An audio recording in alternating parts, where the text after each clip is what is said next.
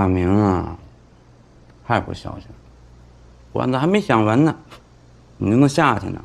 嗯？他还有个孩子，不是被那女的带走了吗？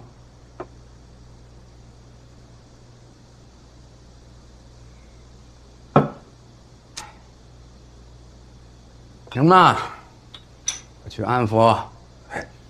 谢哥。哎，你呀，要努力把大明的担子担起来，比你给人家装马桶挣钱多了，听见没有？啊！最近啊，有个活动的，你去一趟，减减肥，看你都像什么样子了，动子都下不去，你他妈在卡那儿。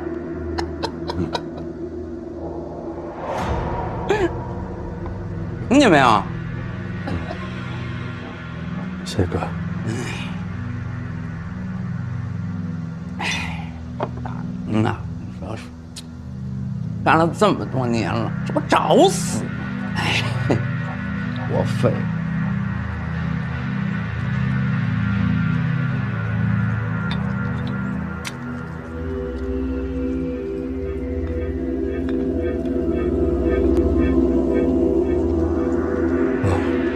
再给你满上。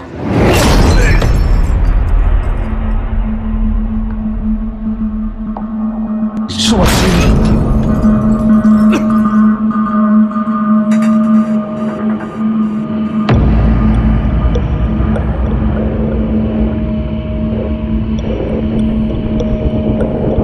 你是我哥！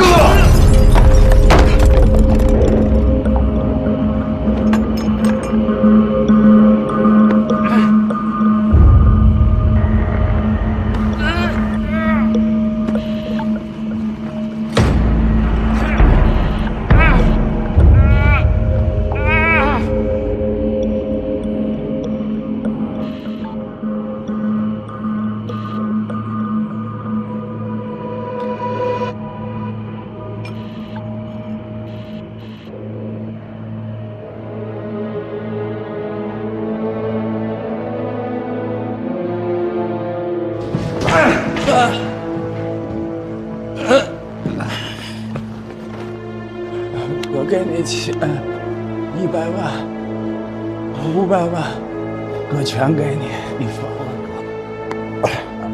哥这儿还有好东西，绝对的好东西，我也给你，长生的东西，长生。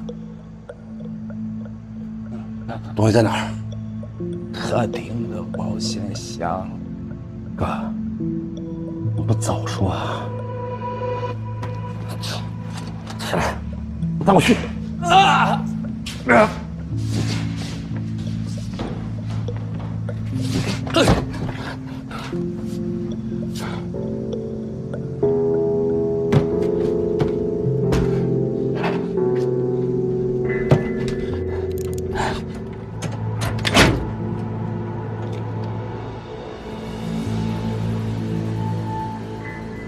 家。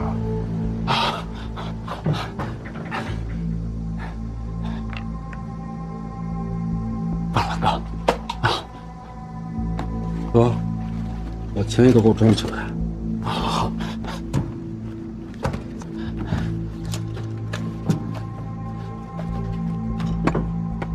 放起！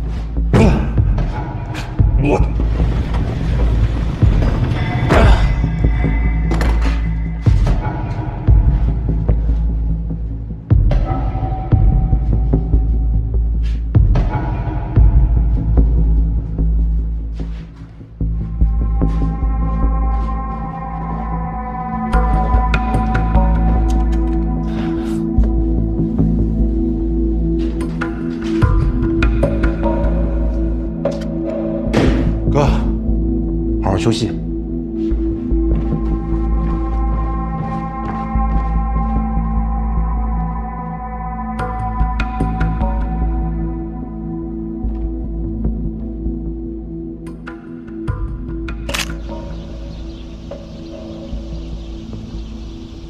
老组长，窝藏包庇也是犯罪。你能说出实情，我们会宽大处理。麻烦你跟我们走一趟吧。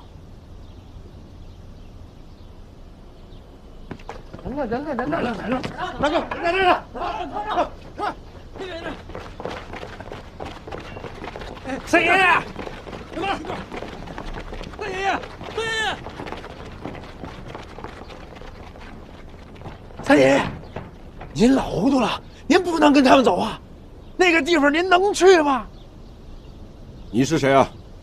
我是谁？你管我是谁呢？反正今天不能让你带我三爷爷走。他是重要证人，必须跟我们走一趟。什么证人不证人的？反正我三爷爷不能跟你走。不能走！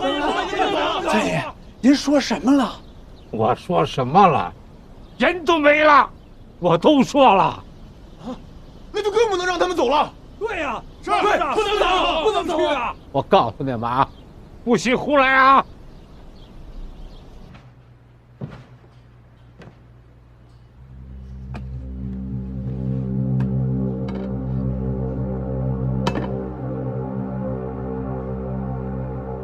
想袭警啊！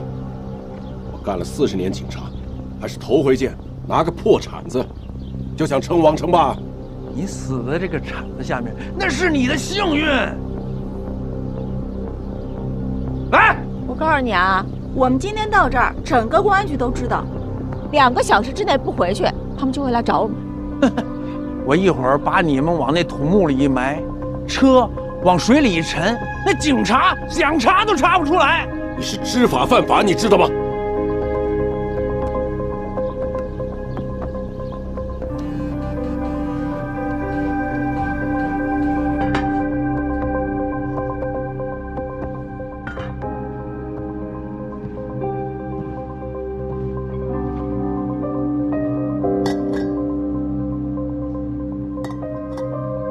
要我说，干脆把他们俩绑了算了。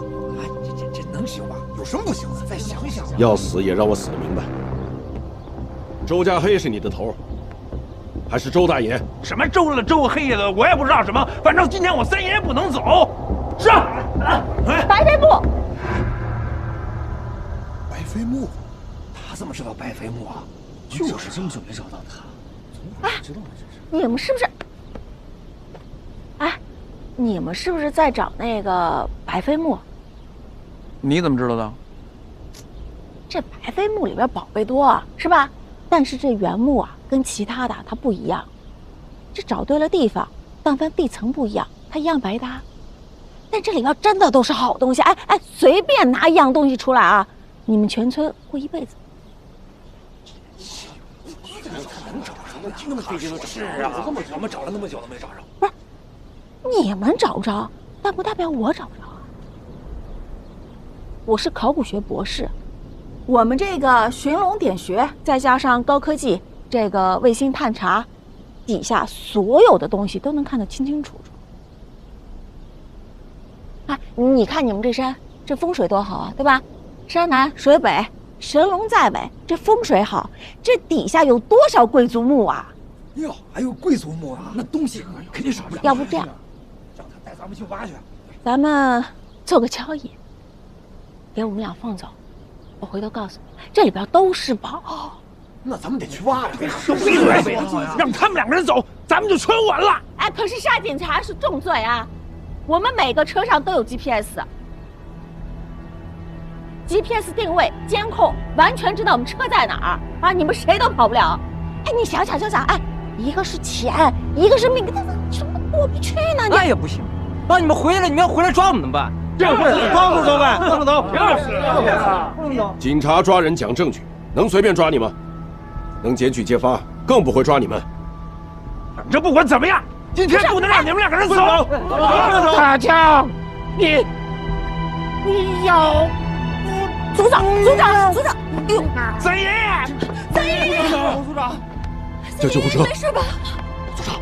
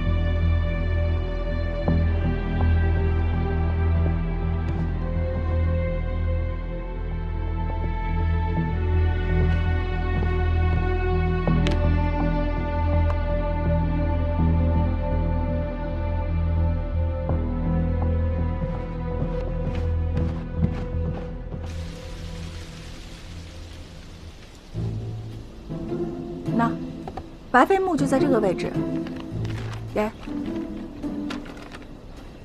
就在那儿啊。位置也给你了，我们可以走了。警察同志，我们可没有盗墓啊！这盖房子、挖地基，要是探出点什么，我们会及时上报的。袭击我的这个人呢，给我好好看住了。没问题，走，兄弟们看看组长去，走。哎，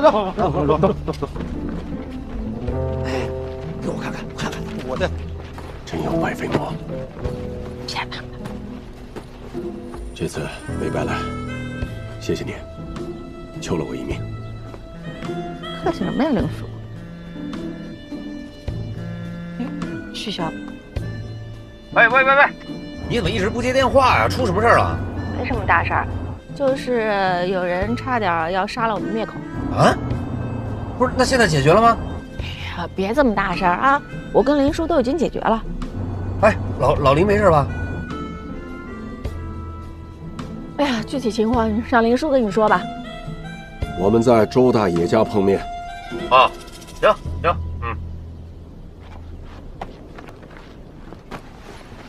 谢。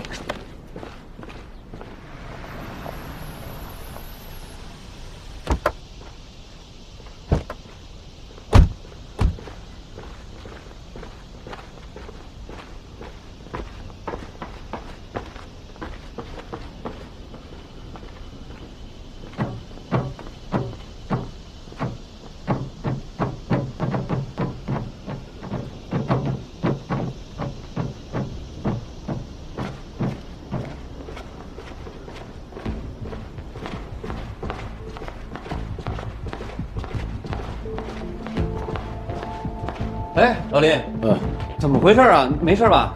处理好了。啊？有件事情确定了，周家黑有个私生子叫周大爷，而且他收养了周大明。曹香，曹哎，香，你找什么？曹香。哎，这边，这有一个，你看是不是？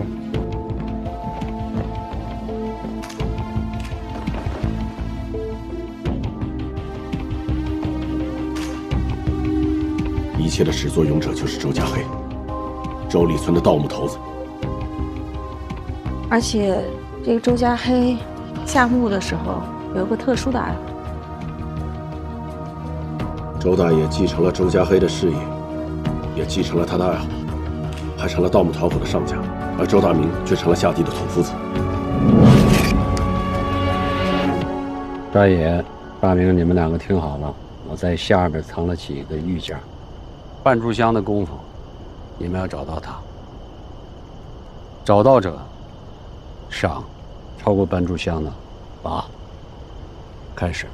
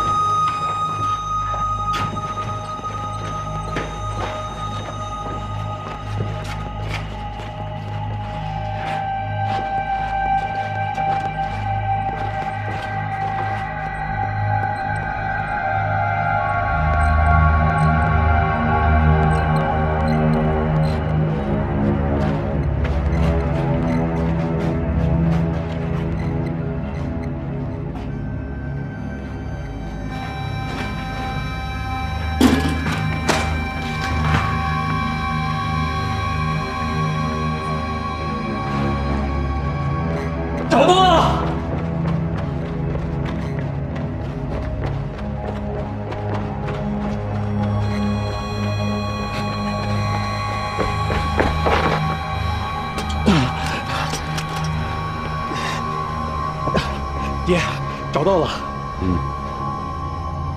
不足半炷香的功夫，很好。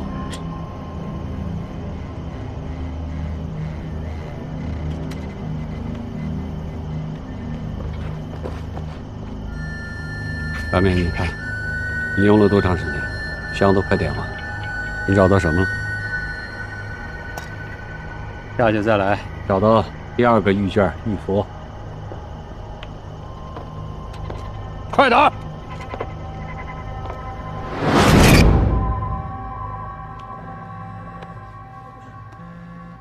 喂，2楼。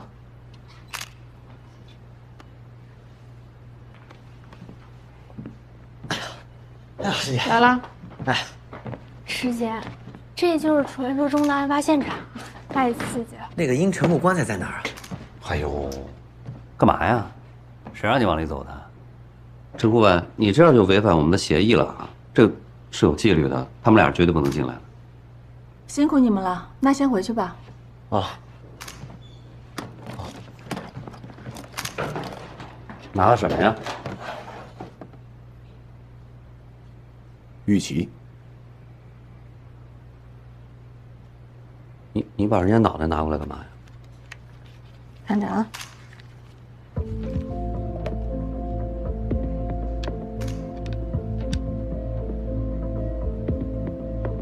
是不是很完美？这说明10年前，周家黑确实去了古墓里面，拿走了国君的牙齿。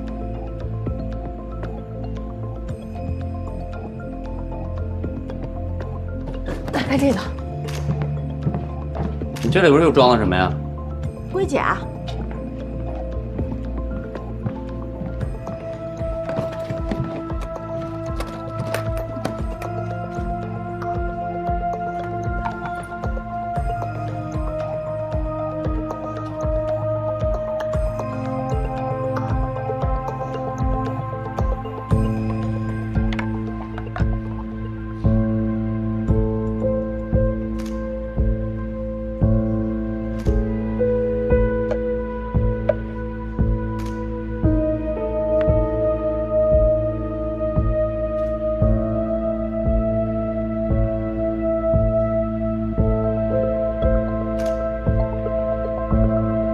这里边肯定是放过龟甲，能看看吗？可以。不是你这些龟甲哪儿来的？周墓里有很多。周家黑一定去了那个古墓里，取走了龟甲，并从龟甲上得到了那个所谓的长生之术。长生之法，录之以甲。你们这些文物就这么让你们随随便拿出来满大街跑啊？你是不是傻呀？文物怎么可能拿出来呢？这些是仿制的，供我们研究用的。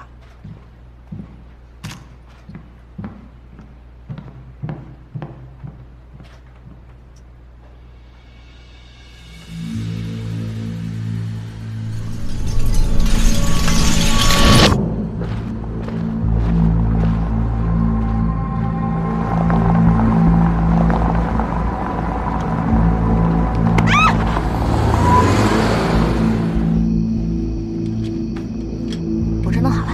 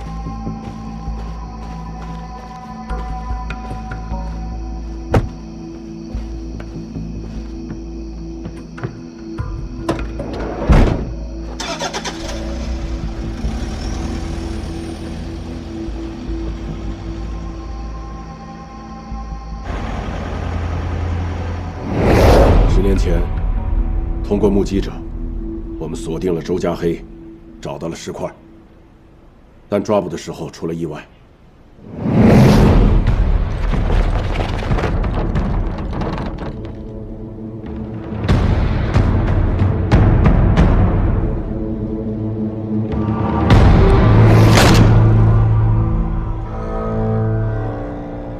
周家黑畏罪自杀，把自己的一切都留给了他的私生子周大爷，包括那块龟甲，还有上面的邪术。这个周大爷他痴迷于邪术，还睡棺材，吃保养品，所以我怀疑他可能是在炼丹药。要不是亲眼看见，你谁能相信这个年代还会有人干这个呀？邪门歪道也可以代代相传。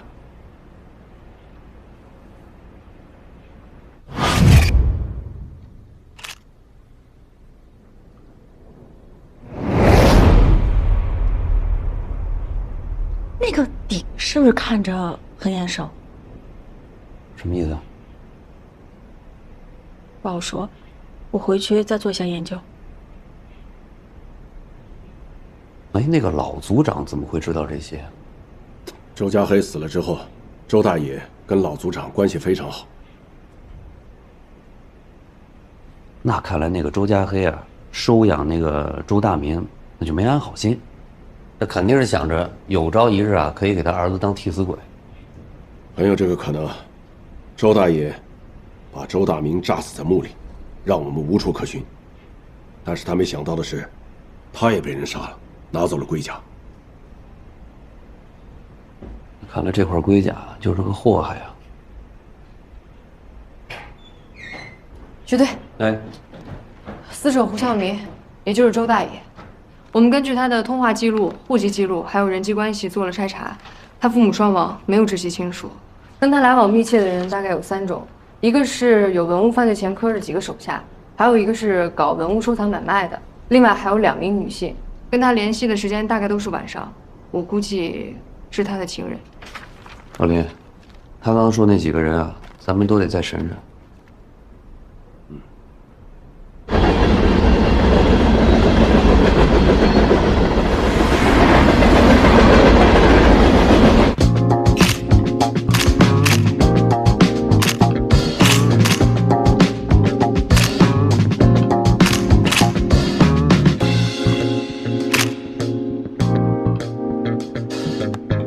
王世义是谁？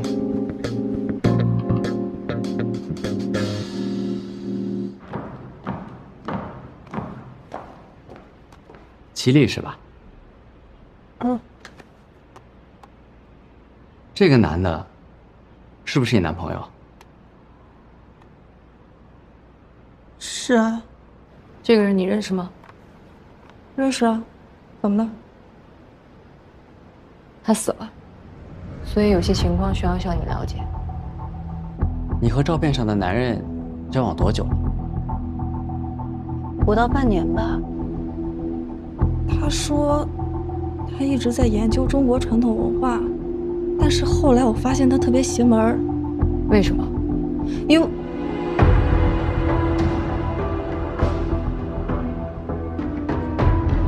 为他睡在棺材里。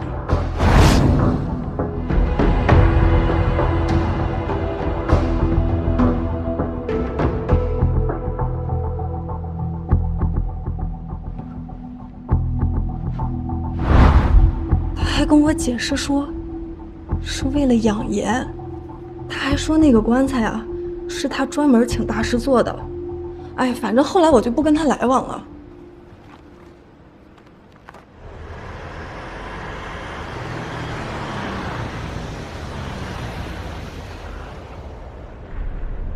什么长生之神啊，纯属胡扯啊！都是迷信啊！坏人都能长生不老，那这世界不完了吗？哎呀，有句话说得好啊，好人不长命，坏人活千年。所以啊，需要我们这些人，让那些坏人活不长。但是你说啊，周大爷父子2代人为了这件事情这么疯狂，这么痴迷，是为什么呢？迷信啊，为什么呀？那周大爷身体的变化怎么解释？那肯定吃药了呀，这有什么不好解释的？就周大爷炼的那些所谓的丹药里边都有催情的成分，老郭那边都检验出来。那你不要忘了呀，古玉国古墓里国君的齿龄比他实际年龄要小20岁。那是你认为好吗？这里边肯定有猫腻。我是在跟你探讨逻辑，探讨学术。你所有的探讨你都不能违背常识，对不对？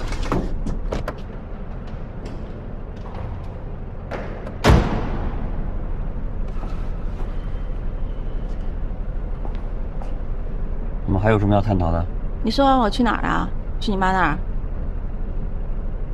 对，最近他一人在家呢，有儿子没回去，我回去看看。你爸爸呢？不知道。慢慢看啊。拜拜。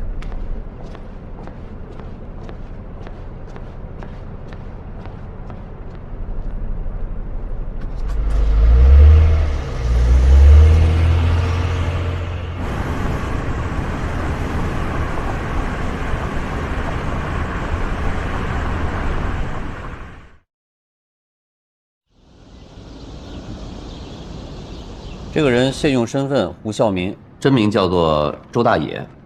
老林呢，曾经碰见过这个人现场抛尸，警察，别动，并且跟他展开过正面交锋，在搏斗的过程中，使他左脚踝受了伤。他应该就是这起连环杀人碎尸案的主凶。经查证啊，他也是10年前1013案主犯周家黑的继承者。这个叫周守本的人是周里村的族长，前一阵子心脏病突发身亡了。生前呢，一直替周家黑、周大野父子俩掩盖他们俩的父子关系。我们刚刚说到了周里村，现在已经形成了盗掘古墓的地域性职业犯罪窝点。胡孝民，这样的一个假身份，他究竟能隐藏有多深呢？可以说是到了以假乱真的地步。小新，这是一个活死人的身份。真正的胡孝民其实就是外省某偏远山区的一个居民。这个人10年前就已经死了。按照流程，他的家属应该到辖区派出所把他的身份进行注销，但是他们把他的全套信息都卖给了贩子，贩子再通过网络黑市进行销售。因为这个身份本身是真实存在的，所以他可以将一个人彻底洗白，以这个死者的身份重新生活。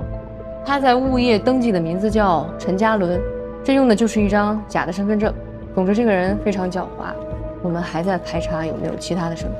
他在生活中也非常谨慎，他的车没有行车记录仪，手机用的也是最原始的非智能机就是这个。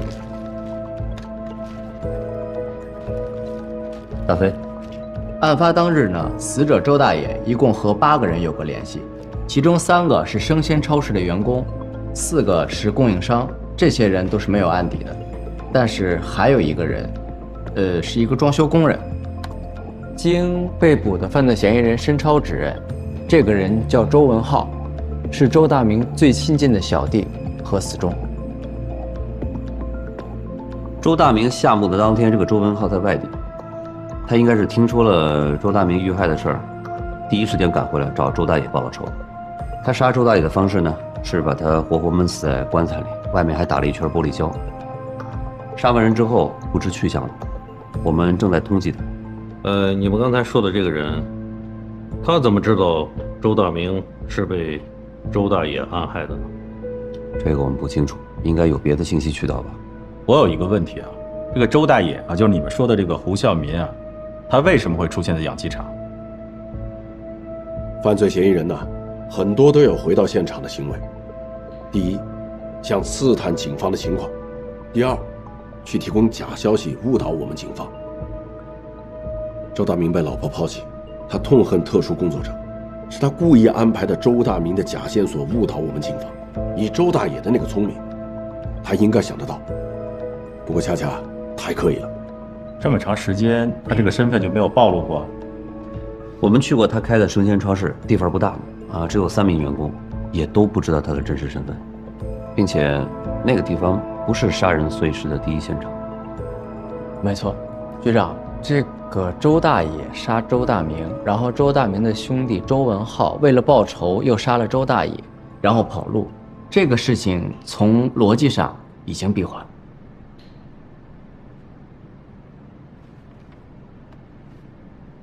既然已经确定了周大爷的主凶身份，那他的家会不会就是杀人分尸的现场呢？我们查过周大爷名下所有的房产，以及他的相关亲友名下所有的房产，都不是作案地点。那现在缺失的死者的躯干找到了吗？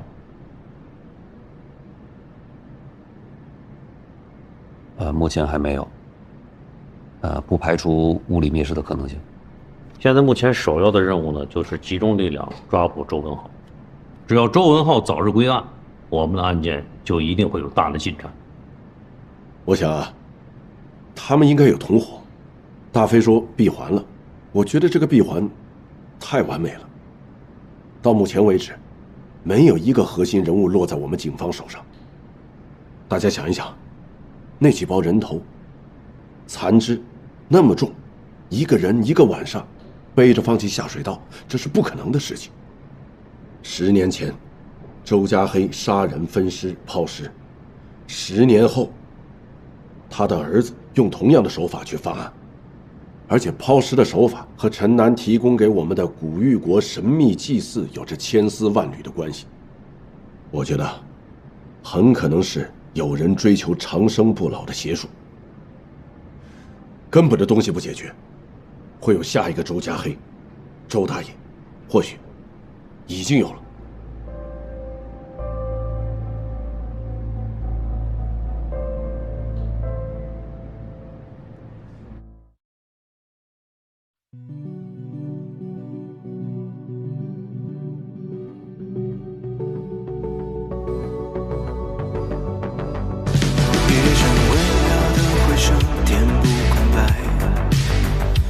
一切都淹没在梦里的这片海，我们都被困在这里徘徊着，永远无法自己离开。有些人的影子会像繁星一样闪烁，有些回忆会徘徊在我的心中，留下我迷失的探索，寻找线索，最后却无法再挣脱。我陷入了一个无尽的循环，夹在黑暗与光明之间，寻找继续下去的理由，可回忆却让我彻夜无眠。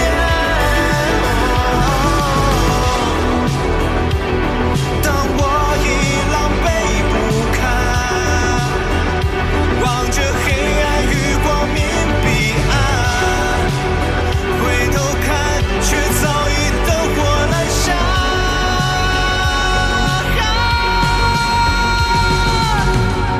我陷入一个循环，夹在黑暗与光明之间，寻找继续下去的理由，可回忆却让我彻夜无眠。我陷入了